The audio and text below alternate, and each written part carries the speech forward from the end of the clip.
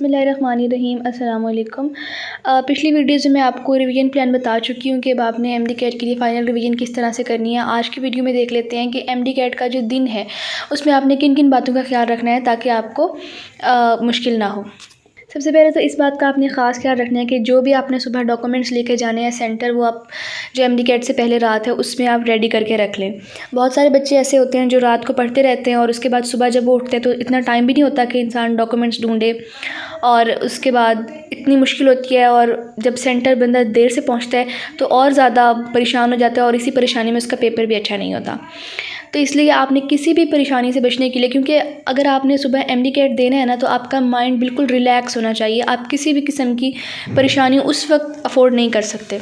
तो इसलिए अपने सारे डॉक्यूमेंट्स आपने रात को रेडी करके रख लेने हैं। जब हमारा एमडी कैट हुआ था तो सिर्फ आईडी कार्ड लेके जाना था और रोल नंबर स्लिप लेके जानी थी, क्योंकि हमारा कंप्यूटर बेस्ड था तो हम लोगों का उस पर ऑनलाइन पेपर था, तो हमें बॉल पॉइंट वगैरह लेके जाने की ज़रूरत नहीं थी। लेकिन आप लोगों ने बॉल पॉइंट्स वगैरह भी लेके जाने हैं, क्लिप बोर्ड भी लेके जाना होगा। तो अपनी सारी चीज़ें, रोल नंबर स्लिप वगैरह, आईडी कार्ड, जो भी डॉक्यूमेंट्स रिक्वायर्ड हैं, मोस्ट प्रोबेबली पीएमसी बता देगा कि क्या क्या चीज़ें लेकर आनी है, तो वो सारी आपने एक रात पहले रेडी करके रख लेनी है। उसके बाद आप जिस दिन एमडी कैट हो उस दिन सुबह उठें, नमाज़ पढ़ें, कुरान पाक पढ़ें, अल्लाह ताला से दुआ करें कि आपका पेपर अच्छा हो जाए। उसके बाद एक इम्पॉर्टेंट बात यह है कि जो आपका सेंटर है जहाँ पर आपने एमडी कैट देना है, वहाँ पर कोशिश करें कि आधा घंटा, पेपर स्टार्ट होने से आधा घंटा पहले ज़रूर पहुँच जाएं।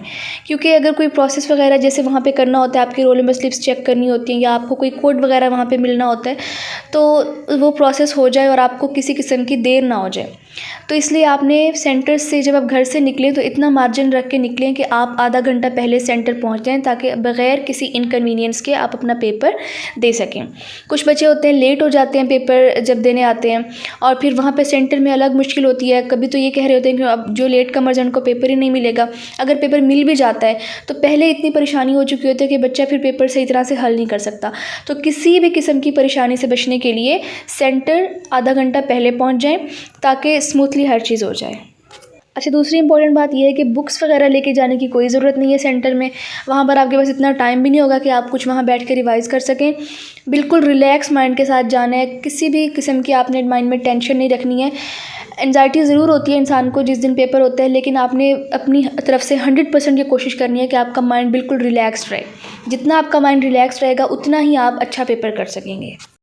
अगली बहुत इंपॉर्टेंट बात यह है कि जब आपको वहाँ पर आंसर शीट मिले जिसके ऊपर आपने अपने बबल्स फिल करने होंगे एमसीक्यूज़ के, तो उसका आपने ख़ास ख्याल रखना है कि उसके ऊपर आपने अपना रोल नंबर बिल्कुल एक्यूरेटली लिखना है।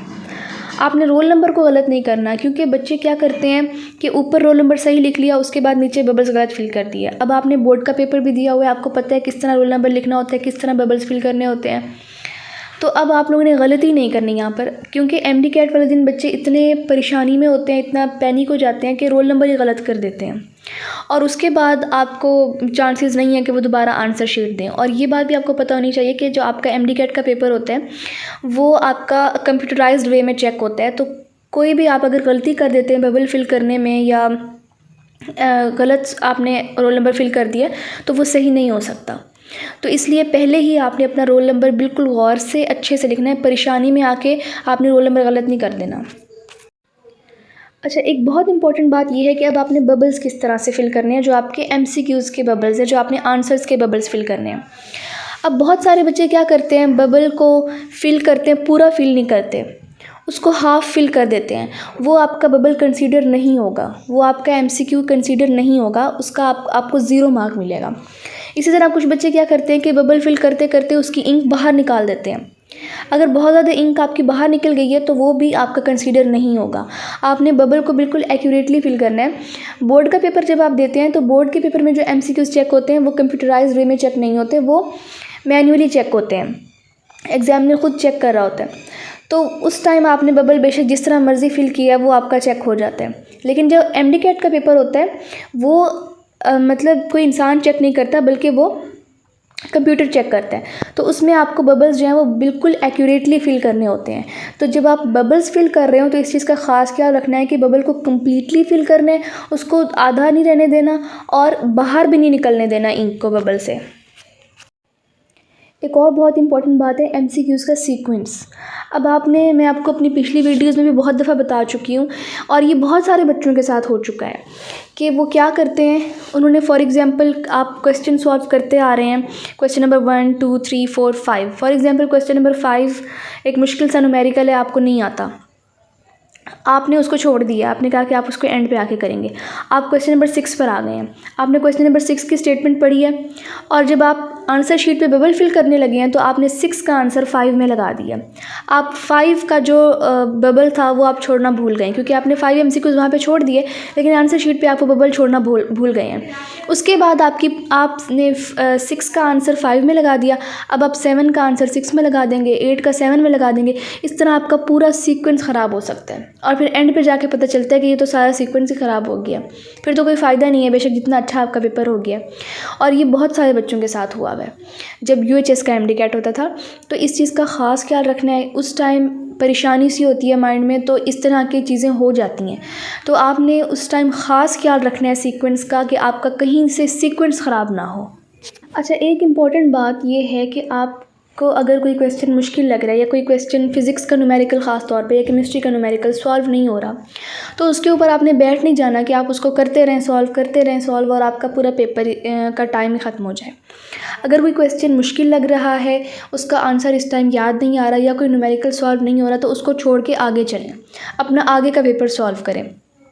अच्छा, कभी कभी ऐसा होता है, यूएचएस का एक एमडीकैट में सवाल आया था, मेरे ख्याल से 2015 का एमडीकैट था कि फ़िज़िक्स का एक न्यूमेरिकल था और उसका जो आंसर था ना, ऑप्शंस जो थे उसमें करेक्ट आंसर नहीं गिवन था, तो स्टूडेंट्स उसको सॉल्व करते रह गए और उसका तो आंसर ही नहीं था, करेक्ट आंसर ऑप्शंस में नहीं था और स्टूडेंट्स को ये लग रहा था कि शायद उनसे वो क्वेश्चन सॉल्व नहीं हो रहा। तो कभी कभी इस तरह का भी क्वेश्चन आ जाता है कि उसका सही आंसर ऑप्शंस में गिवन नहीं होता और फिर जब वो की आती है तो उस क्वेश्चन के मार्क्स सब बच्चों को दे देते हैं। तो अगर कोई इस तरह का क्वेश्चन आ जाता है कि आपका आंसर नहीं आ रहा या फिर कोई ऐसा क्वेश्चन है जो आपको उस टाइम याद नहीं आ रहा, तो उसको छोड़ दें, उसके ऊपर आपने टाइम वेस्ट नहीं करना, आपने अपना अगला पेपर करना है, ठीक है, ताकि आपके बाकी सवाल ना रह जाएँ। अच्छा, एक और बात यह है कि जो आपकी आंसर शीट होगी जिसके ऊपर आपने बबल्स फिल करने होंगे आंसर्स देख के वहाँ से, तो उसके ऊपर आपने बबल फिल करने के अलावा कोई उसके ऊपर स्पॉट या कोई उसके ऊपर आपने चीज़ नहीं लिखनी, सिर्फ उसके ऊपर आपने अपना रोल नंबर लिखना होगा और बबल्स फिल करने होंगे आंसर्स के। बाकी आपने उसके ऊपर अपना नाम वगैरह कुछ भी इसके अलावा नहीं लिखना, क्योंकि अगर आप उसके ऊपर कोई भी स्पॉट लगा देते हैं ना तो हो सकता है कि आपका पेपर कैंसिल हो जाए। तो फिर जो आंसर शीट है ना उसके ऊपर आपने कोई गैर ज़रूरी चीज़ नहीं लिखनी। आज की वीडियो यहीं तक थी। मैंने आपको कुछ बातें बताई जो आपने एमडीकैट के दिन याद रखनी है और इन पर अमल करना है ताकि आप किसी भी किस्म की परेशानी से बच सकें। अगर आपका एमडीकैट से रिलेटेड कोई भी क्वेश्चन है तो आप ज़रूर कमेंट्स में पूछ लें। Best of luck. अल्लाह हाफिज़।